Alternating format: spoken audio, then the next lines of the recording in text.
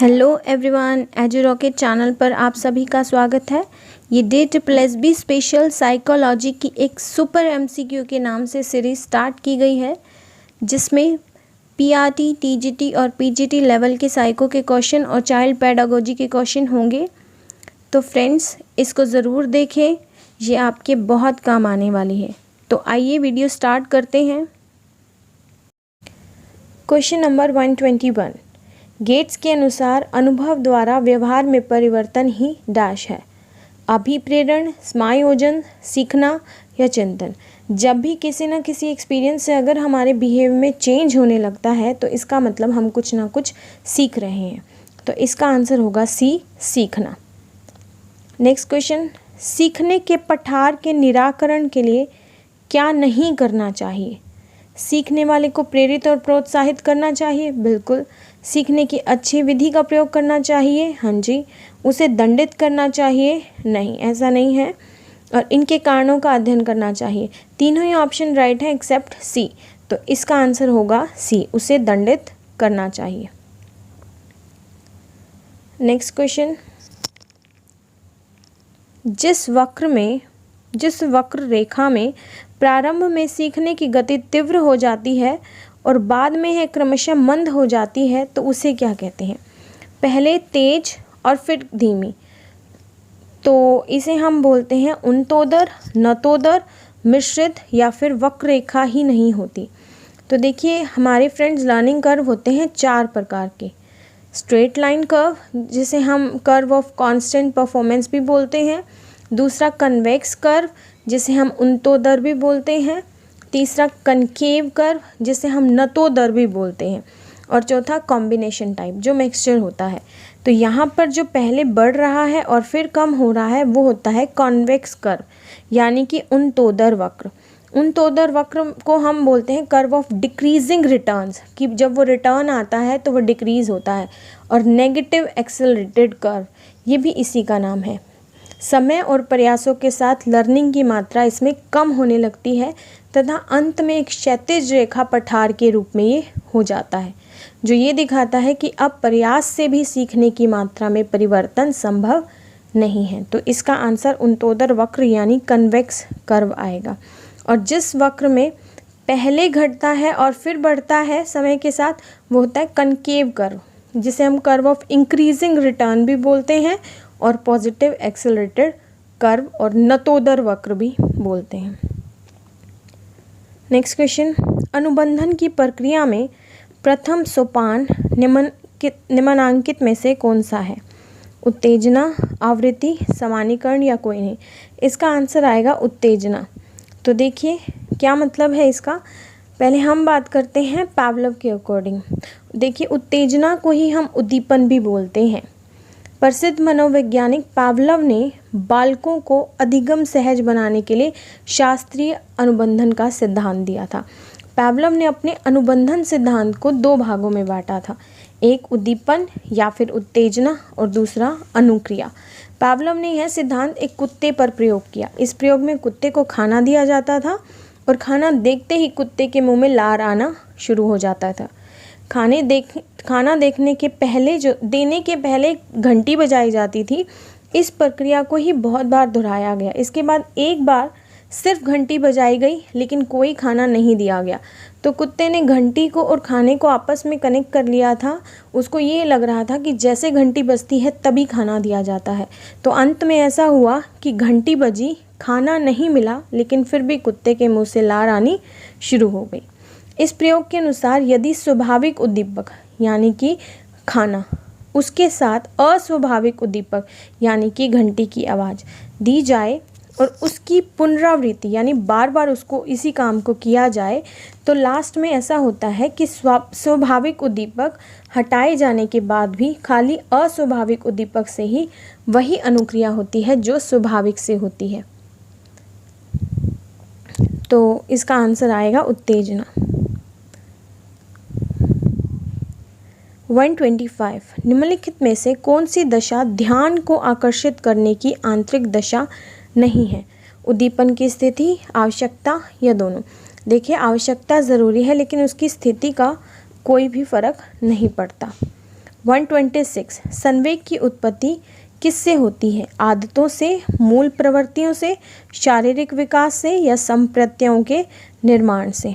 तो संवेग जो है, इमोशन जो है, वो मैकडूगल के हमने पढ़े थे आई थिंक फर्स्ट या सेकंड वीडियो में, जिसके लिंक मैं आपको डिस्क्रिप्शन में दे दूँगी।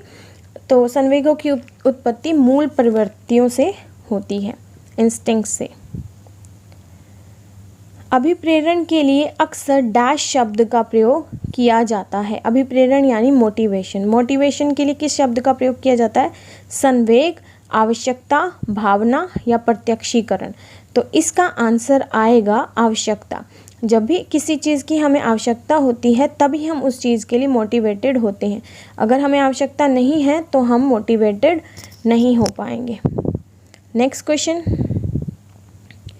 128 बच्चों में संवेगात्मक समायोजन प्रभावी होता है व्यक्तित्व निर्माण में, कक्षा शिक्षण में, अनुशासन में या सभी में? तो आंसर आएगा सभी में। संवेगात्मक समायोजन मतलब इमोशनली वो हर चीज़ से हो जाते हैं। व्यक्तित्व निर्माण में भी उनके संवेगों की ज़रूरत होती है, कक्षा के शिक्षण में भी, अनुशासन में भी। तो ऑप्शन आएगा डी। फ्रेंड्स, अगर आपको कोई भी क्वेश्चन समझ ना आए तो आप मुझे कमेंट में बता सकते हैं, मैं उस क्वेश्चन को दोबारा एक्सप्लेन ज़रूर करूँगी। नेक्स्ट क्वेश्चन, अधिगम के प्रक्रम में अभिप्रेरण क्या है? सीखने वालों की स्मृति को तेज बनाता है, पुराने अधिगम से नए अधिगम को विभेदित करता है, एक दिशा रूप से सोचने में सीखने वालों को प्रस्तुत करता है या नए सीखने वालों में अधिगम के लिए रुचि का सृजन करता है। देखिए, अधिगम में अगर लर्निंग में हम कभी भी मोटिवेशन को देखते हैं तो वो उस चीज़ के लिए इंटरेस्ट डेवलप करता है। अगर कुछ भी काम करने के लिए आप किसी को मोटिवेटेड तभी कर पाएंगे जब उसका उसमें इंटरेस्ट होगा, नहीं तो उसको कोई फ़र्क नहीं पड़ेगा आप उसको अभिप्रेरित करें या नहीं। 130 एक छात्र के अधिगम पर उसकी आर्थिक स्थिति का किस प्रकार प्रभाव पड़ता है? अमीर छात्र अधिक अधिगम कर सकता है, किसी प्रकार का प्रभाव नहीं पड़ता, गरीब छात्र कम अधिगम करता है या कोई नहीं? तो देखिए, आर्थिक स्थिति से, किसी की भी फाइनेंशियल कंडीशन से, उसके घर में कुछ भी हो, उससे उसके दिमाग पर कोई असर नहीं पड़ता। वो लर्निंग तब भी उतनी ही कर सकता है जितना उसका IQ लेवल है। तो अमीरी और गरीबी से इसका कोई मतलब नहीं है। काम की प्रवृत्ति पर सबसे अधिक बल किस मनोवैज्ञानिक ने दिया? स्किनर ने, हैगर्टी ने, सिगमंड फ्रायड ने या थर्स्टन ने? तो काम के बारे में बात सिगमंड फ्रायड ने की है। इससे रिलेटेड एक क्वेश्चन हमने लिबिडो वाला शायद किया भी था। चलिए नेक्स्ट क्वेश्चन पर चलते हैं। तत्परता का नियम अधिगम का किस प्रकार का नियम है? मुख्य नियम, सहायक नियम, गौण नियम या उपरोक्त सभी? तो ये जो तत्परता का नियम है, पहले तो ये दिया किसने है? ये दिया है थॉर्नडाइक ने, जिसमें आते हैं अभ्यास का नियम, प्रभाव का नियम और तत्परता का नियम। और 5 उसके गौण नियम हैं जो हमने पिछली वीडियो में भी डिस्कस किए हैं। बहु अनुक्रिया, आंशिक क्रिया का नियम, मनोवृत्ति का नियम, सादृश्यता का नियम और साहचर्यात्मक रूपांतरण का नियम। तो अब बढ़ते हैं नेक्स्ट क्वेश्चन पर। थॉर्नडाइक के अधिगम नियम में सर्वाधिक प्रधानता किसको दी है? तत्परता को, अभ्यास को, काम प्रवृत्ति को या प्रभाव को? तो तत्परता, अभ्यास और प्रभाव। तो सी ऑप्शन तो है ही नहीं, ये 3 हैं और जिसमें से सबसे अधिक प्रधानता दी जाती है अभ्यास के नियम को, जिसे इंग्लिश में हम लॉ ऑफ यूज़ कहते हैं। जो बार बार एक प्रैक्टिस करके ही बंदा कुछ ना कुछ सीख सकता है, तो इसीलिए इसको सबसे अधिक प्रधानता दी जाती है। अधिगम को ठोस सिद्धांत किस मनोवैज्ञानिक द्वारा दिया गया है? स्किनर, हल, थॉर्नडाइक या थर्स्टन? तो इसका आंसर आएगा थॉर्नडाइक के द्वारा। ये तो था अधिगम का ठोस सिद्धांत। अगर हम बात करें अधिगम के सूक्ष्म सिद्धांत की तो वो दिया गया है कहलर के द्वारा। अगर हम बात करें अधिगम मनोविज्ञान का जनक किसे कहा जाता है तो वो है हर्मन एबिंगहस। तो ये 2 क्वेश्चन भी इंपॉर्टेंट थे, इसलिए इसी के साथ ही डिस्कस कर लिए। 135 निम्नलिखित में से किसके अनुकरण से बालक नया ज्ञान प्राप्त करता है? शिक्षकों के, दोस्तों के, माता पिता के या उपरोक्त सभी? अनुकरण यानी इमिटेशन, किसी की भी नकल करके, किसी को भी इमिटेट करके बच्चा कुछ ना कुछ नया सीख ही लेता है। तो इसका मतलब ऑप्शन डी उपरोक्त सभी सही है। अस्पष्टता के नियम में विचार होते हैं कैसे? स्पष्ट, अस्पष्ट, सामान्य या कोई नहीं? तो अस्पष्टता के नियम में विचार हमारे स्पष्ट होते हैं, इसलिए आंसर आएगा ए। सन 1879 में वुंट ने किस विधि को व्यवहारिक प्रयोग के रूप में आरंभ किया है? फ्रेंड्स, क्वेश्चन वही है लेकिन उसकी लैंग्वेज बार बार चेंज की जा रही है। 1879 में विलियम वुंट ने एक लैब बनाई थी। लैब मतलब प्रयोगात्मक, तो यहाँ पे प्रयोगात्मक विधि को प्रारंभ किया गया था लिप्जिंग विश्वविद्यालय में, जिसको बाद में कार्ल मार्क्स विश्वविद्यालय के नाम से जाना गया। नेक्स्ट क्वेश्चन, अनुभव एवं प्रशिक्षण द्वारा व्यवहार में परिवर्तन लाना क्या कहलाता है? प्रेरकों का शमन, व्यवहार कुशलता, सभ्यता, अधिगम। ये क्वेश्चन 121 क्वेश्चन से ही मिलता जुलता है। कभी भी हमारे व्यवहार में परिवर्तन आता है इसका मतलब हमने अधिगम किया है, लर्निंग की है। 139, निम्नलिखित में से आदत होती है संवेगात्मक क्रिया की, मूल संवेगात्मक क्रिया की, या पूर्व अनुभवों की पुनरावृत्ति और उपरोक्त सभी। देखिए, आदत कब होती है? जब हम पहले वाली चीज़ें बार बार करते रहते हैं। जो भी हमारे पूर्व के एक्सपीरियंस हैं, प्रीवियस एक्सपीरियंस हैं, हम उसको बार बार रिपीट करते रहते हैं, इसलिए इसका आंसर आएगा सी। तो वही एक आदत बन जाती है। Last question of this video, ज्ञानात्मक अधिगम, गामक अधिगम, संवेगात्मक अधिगम, ये क्या है? तो ये अधिगम के प्रकार हैं, अवस्था है, प्रकृति है या स्थानांतरण है। तो ये फ्रेंड्स अधिगम के लर्निंग के प्रकार हैं, जो 3 प्रकार के होते हैं, संज्ञानात्मक या ज्ञानात्मक, दूसरा है क्रियात्मक और तीसरा है भावात्मक। संज्ञानात्मक को हम कॉग्निटिव भी बोलते हैं और उसी का ही दूसरा नाम है ज्ञानात्मक, जिसे हम नॉलेजेबल भी बोलते हैं।